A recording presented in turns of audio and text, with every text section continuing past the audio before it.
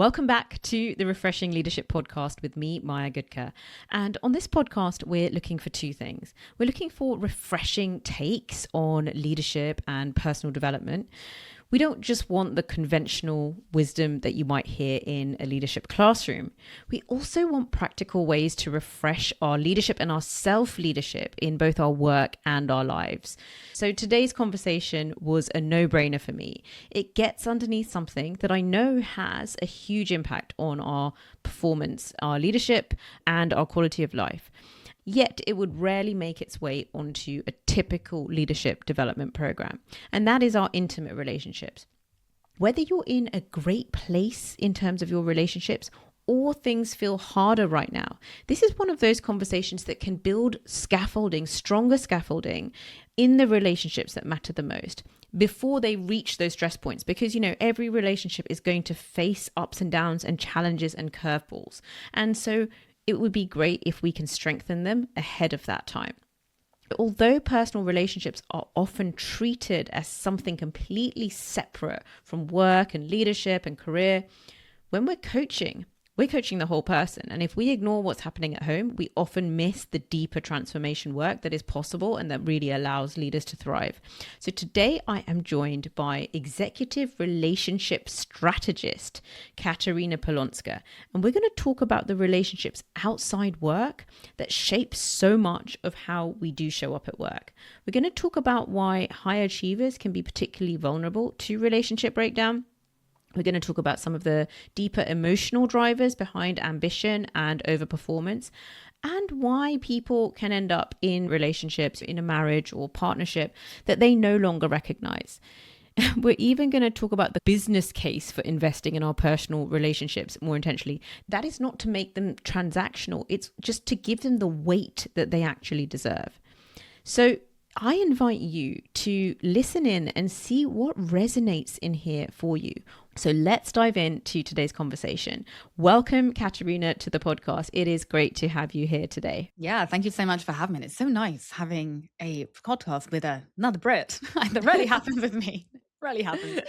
Yeah, so I'm an executive relationship strategist. I work with executives and founders on their relationships, both personal and professional. But really, the bread and butter of my work is working on that personal dynamic. So little attention goes on our personal relationships when we are high performers. I just, as you know, left a breakfast with a lot of very ultra high net worth founders. And it's really fascinating how many of them don't consider their marriage or their intimate life as really relevant to their success. And that's a very, very, very dangerous view to have because, first of all, we know that founders have a 72% divorce rate. CEOs have a higher than average divorce rate. And when you get divorced, for anyone that has been divorced, it's really challenging. It's challenging in every arena of your life. And it absolutely does have an impact on your net worth, on your career, on your company, on your kids. It's not something to be taken lightly. And so I would argue that we need to spend a lot more time and energy learning about relationships and learning how to show up as best as we can to have healthy, fulfilling, nourishing relationships, because really that's how we're going to succeed more and have better results in our lives. Absolutely. And this is why you caught my attention when I got an email from you. I think two main things. One is that as a coach, as an executive coach, the amount of times that stuff comes up in coaching is really high. So I know it's of importance. I know it's sometimes the thing that is going to be the biggest needle mover in the coaching early on.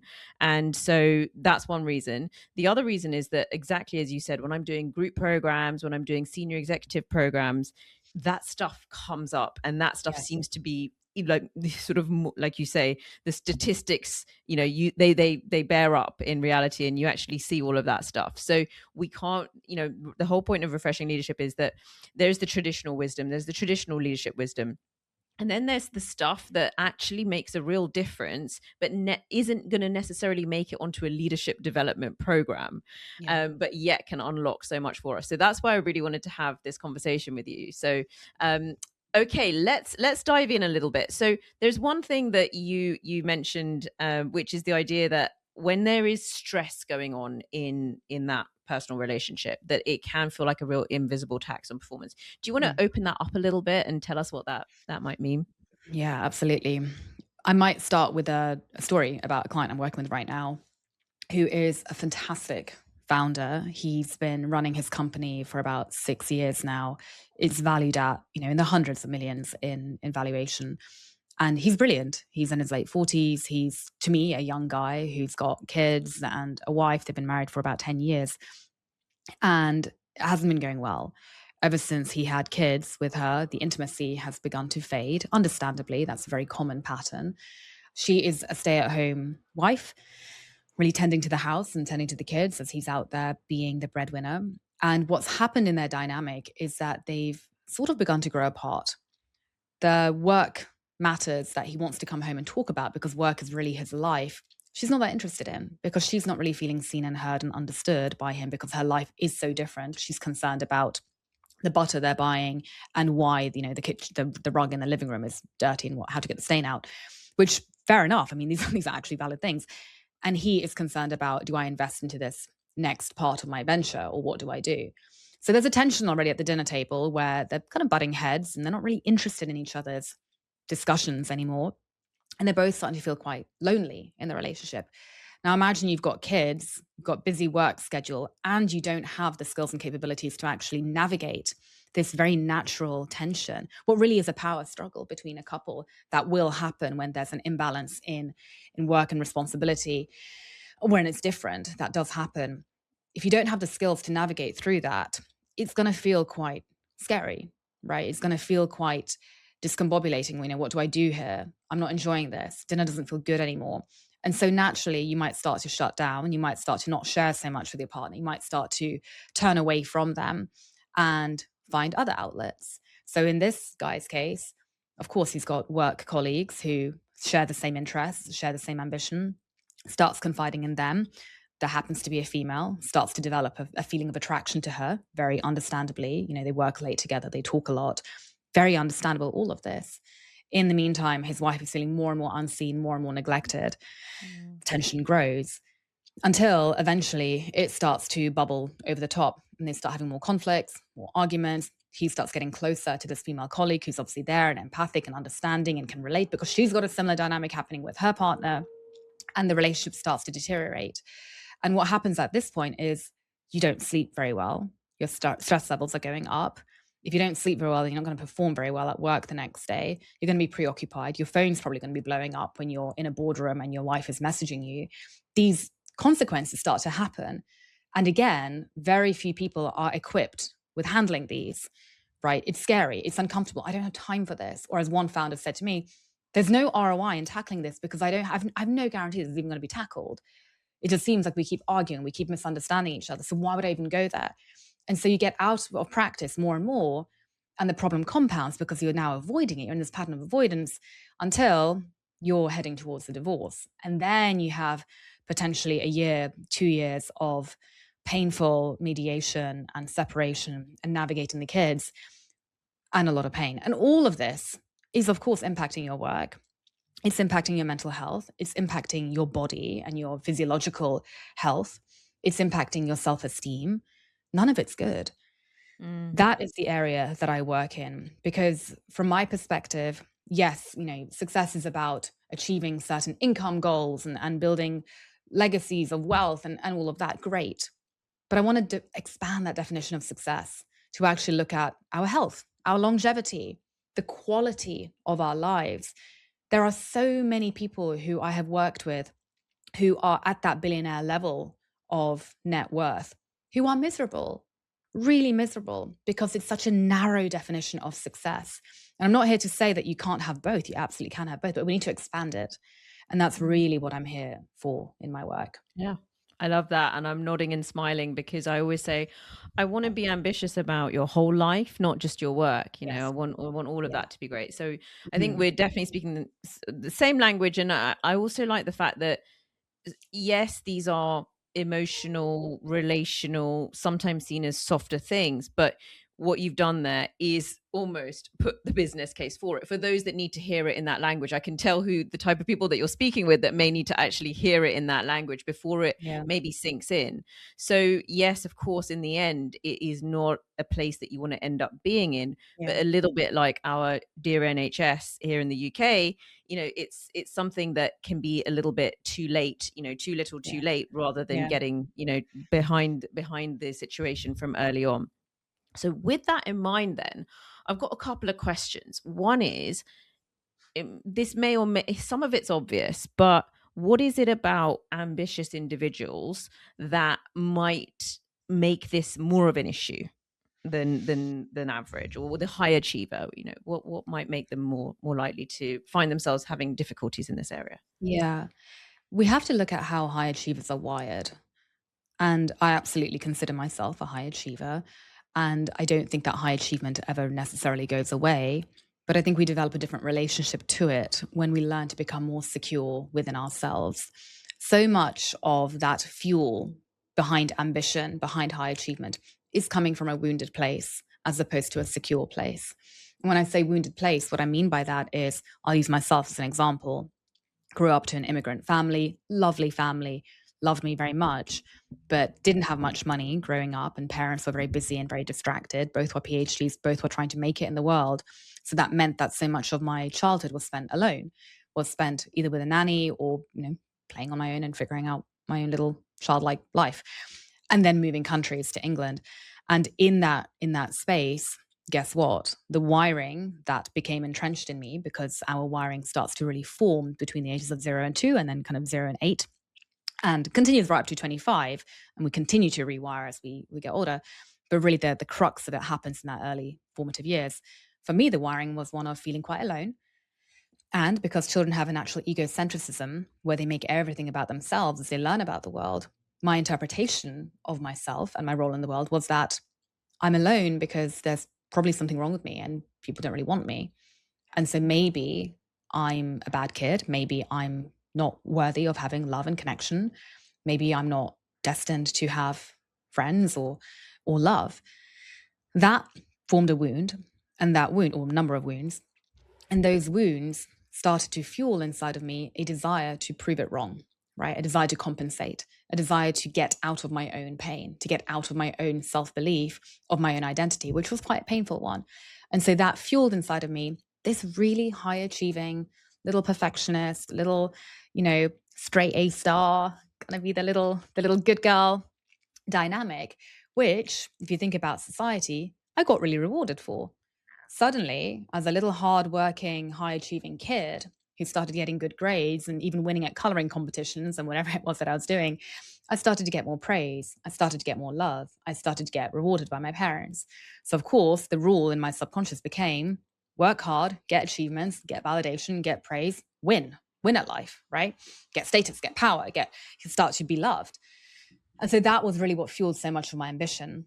And then later, as a young woman going to a prestigious girls' school, that became coupled with got to be thin as well now, right? So that's kind of a whole separate thing, but got to be thin, got to be aesthetically pleasing to people, have to show up in a very certain way in order to be loved, in order to get praise, because that is what society will reward me for. And that becomes the conditioning of the high performer. The subtext beneath all of this is that I will perform against all odds. I will work hard. I will power through. I will grind. I will override my own needs. I will override any of my own feelings, because the most important thing for me is that I get this done, because my function as a human being is getting things done. When I get things done, I have value in society. I am loved in society and by those people around me. And that becomes the wounded energy behind so much of the ambition. And what that means is that later in life, you become the founder or the CEO who will ignore the fact that you need the bathroom on a call or a boardroom meeting because you just stay and kind of override it. You will work long hours at night because you're overriding the fact that you're actually really tired. You'll stay in the office late at night and you'll override the fact that you're actually really lonely because you don't have time for loneliness, because you've got to get this thing done for your investors. And so we get really good at performing this role, which is fantastic from a capitalist lens, right? We're very, very good workers. But from a more human being lens, it's full of self-abandonment.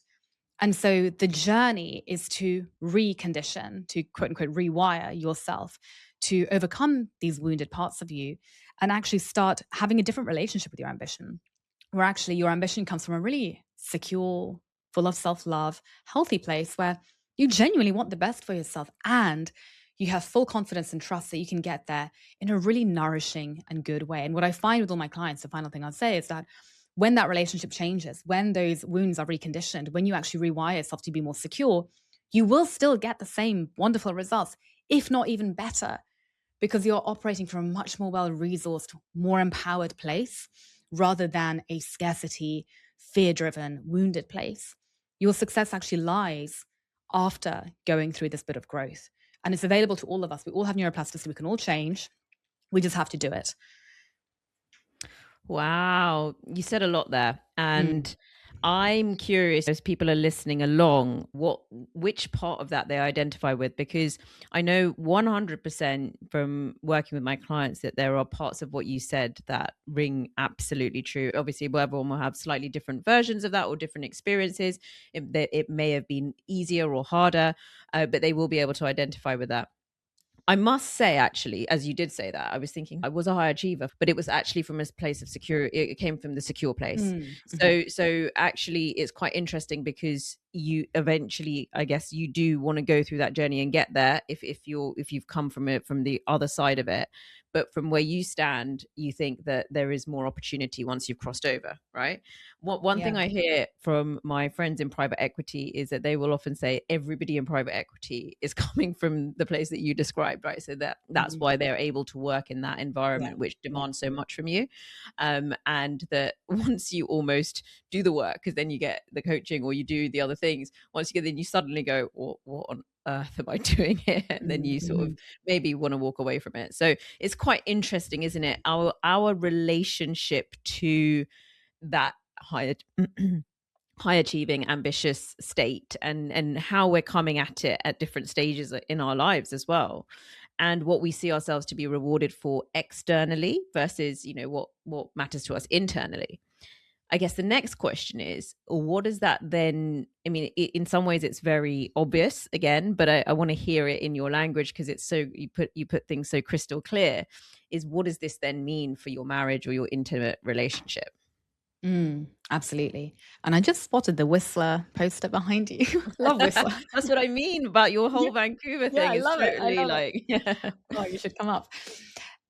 What it means for your marriage and your personal relationship is you are a shell of your true self. When we are so conditioned to be high performing from a place of self abandonment, which is really what I did my whole life, we are very good at showing those external metrics of success. We're very good at knowing what works in society.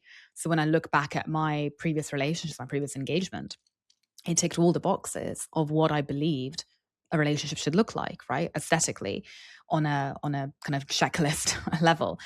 And we're very good at showing up and playing the role of being a happy partner or a happy family, of being a good mother or a good husband. That doesn't mean that we are actually present within it or that it's actually right for us. Because when we are operating from this place of self-abandonment, we are overriding our needs, where we are just pushing through against all odds, but we are on a deeper level afraid of being vulnerable. Because actually, if we were really vulnerable and if we really let people see us, they would see that so much of our energy and of our performance is actually coming from this like deep fear, this deep fear that I'm not good enough and I'm not lovable and no one wants me and I am going to be alone and I'm not worthy. And this very, very vulnerable, tender part of us, this very wounded, childlike part of us that is dominating so much of our energy and our behavior. If we were truly vulnerable and let people see that, it's scary. They could reject us, right? And so we abandon that, we push that down, and we power ahead and perform the role. But you then get into these relationships where, again, you're performing this role of being happy families, but is it actually right for you? Are you actually with the right person? Does this person actually see and feel and know the real you? Or are you presenting them a manicured version of you? And in my case, a very manicured, vulnerable version of me, right? I was so good at doing the therapy speak. And I had a therapist for 15 years. And I did coaching, I did all this stuff. I was the queen of personal development, but I wasn't actually vulnerable at all. It was a performance still. The performance was, I'm really good at personal development. I work in behavioral science. I know this stuff. I know the language. I follow the Instagram accounts. And so here's my vulnerable life. Here's the truth about me. But there was a much deeper part of me that I still wasn't revealing. I still wasn't bringing to the relationship because I'd abandoned that part so long ago. And so what can happen then is you're in this relationship. You're not really being the real you within it. You're being a function, a performance. You might not even realize that. And slowly but surely over time, that relationship will deteriorate, or you'll both start to live separate lives and live a relationship of avoidance, right? Where you're both kind of doing your own separate thing. You're together, it's functional, it works, it's fine. Not really fulfilled and that happy, but it'll do. It'll do. It's good enough. And you kind of stay in that. But if you are actually trying to get your needs met, the odds are that you're either going to develop feelings for somebody else who actually does begin to know the real you, or you're going to start noticing that, hey, I'm not really feeling fulfilled in this relationship. Something's lacking here, right? There is no intimacy, physical or emotional. And that's when clients often will come to me saying, I've built my life here. I've got this company, I've got the kids, got the house and blah, blah, blah. I'm really not feeling very fulfilled in my marriage. And I actually don't know, now that I've quote unquote made it, if I want this for the next half of my life or third of my life. I don't know if it's actually going to be fulfilling for me. And that's where we have to really look deeper at, well, are you with the right person? And if you are, how do we bridge that gap that has developed between you two? And how do we bring your real self back into that relationship to actually create that more nourishing connection? And that's really the work.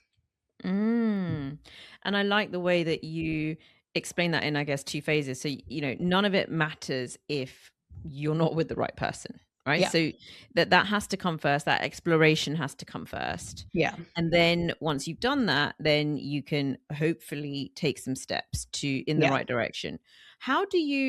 Is there anything there that you can share with us as listener and the listeners around how you go about asking yourselves these questions? I appreciate that this is deep stuff, and that I would love to hear. Where would you point people, as a starting point, as they're walking along, listening to this? What kind of questions might you put out there for them to start thinking about this? Yeah, great question. It is complex. It's a multifaceted question. The starting point really would be to look at, out of 10, how happy and fulfilled am I in my relationship? Out of 10, right? It's a great little question to start with. And if it's a 6 out of 10 or a 4 out of 10, okay, well, what would you need to bring it up to that 10? And start getting curious. Is it that you need to have better conversations with your partner? Is it that you need your partner to show more desire of you? That's one I hear a lot of. Is it that your partner just doesn't seem very interested in you?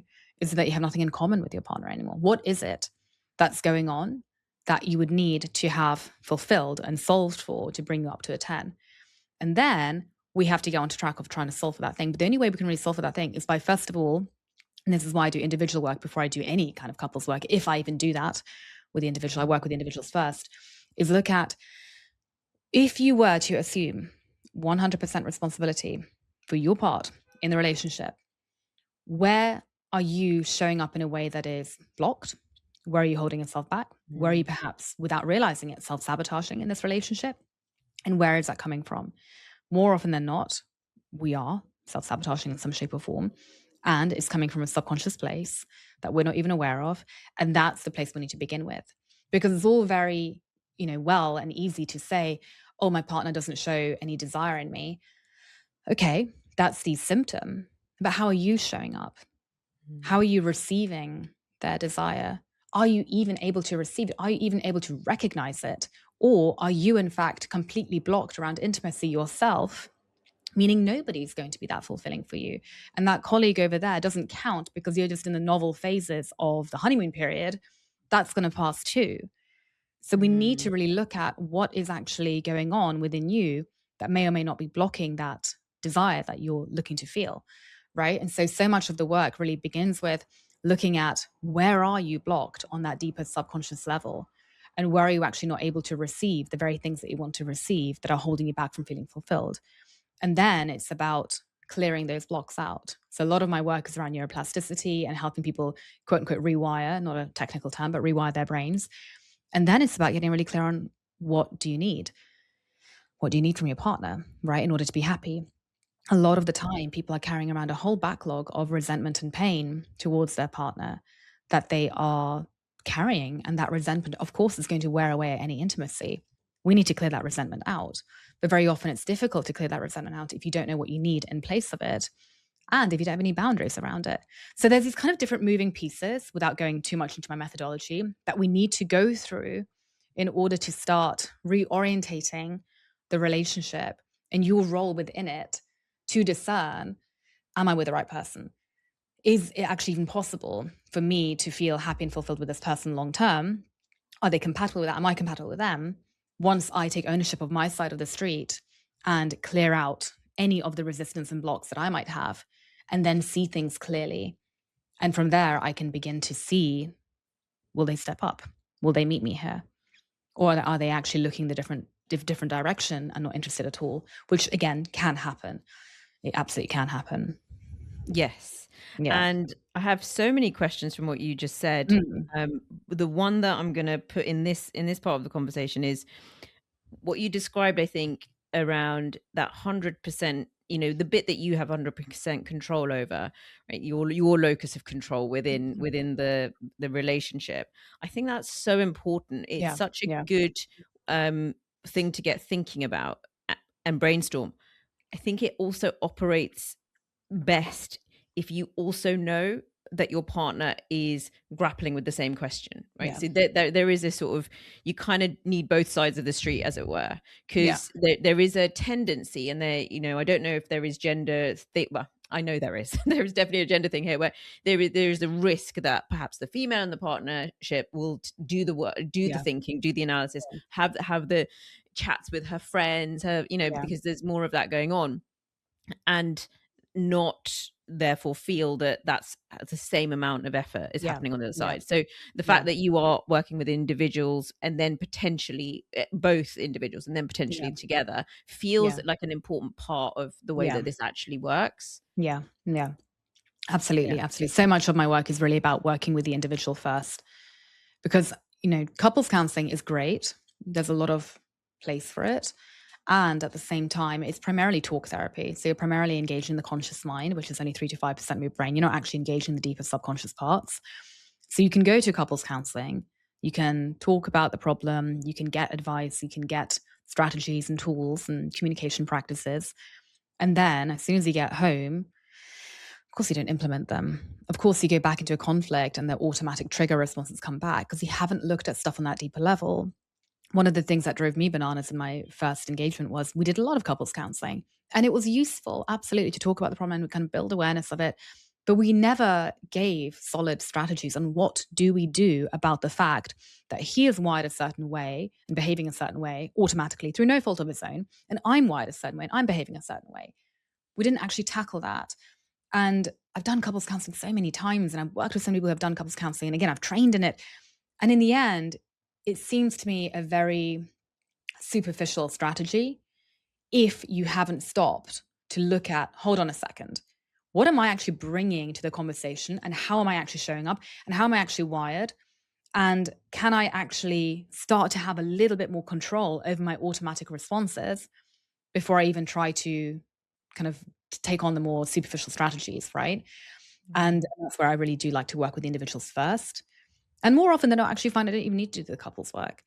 It's enough to work with the individual. Mm. Fascinating. Okay, Mhm. so I'm going to bring this part of the conversation to a close, and we're Okay. going to have a part 2 conversation where I'll Yeah. ask you all the other questions that I have. Perfect. But thank you so much for sharing this, and I think there will be a lot that people will be able to relate to, or they will have heard things in what you've said that make them think think twice, I guess, about Yeah. the way that they're maybe going about things, and where they Yeah. perhaps need to do a little bit deeper reflection and work. Yeah. So I Yeah. think that's a great way to kick off. Where can people find you? Do you talk about this? In which space? Tell listeners where they Yeah, can hear absolutely. more from you. So if you head over to my website, www.katarinapolonska.com, you'll find a link to my podcast. I talk a lot about it there. I also have a YouTube channel. I'm also very active on LinkedIn. I'm on LinkedIn every single day, posting, talking about this material, talking to people. So feel free to DM me there, message me. They're really the best places. I'm also on Instagram and TikTok and Facebook. But really, I'd say go to my podcast if you want to dive into more of this and hear more of the conversation. And what's the name of your podcast? The Successfully in Love podcast. What's it called? Successfully in Love. Oh, what a great name. Oh, Love thank it. you. Love Thank it. you. Okay, brilliant. Well, thank you so much for the first part of this conversation. Thank you for listening today. Awesome. If there's anyone that, as you're listening to this, you think, oh, they really need to hear this conversation, send them a Mm, link. It costs nothing and it could have a transformational impact on awesome. them. And I look forward to connecting with you all next time. Bye bye. Perfect.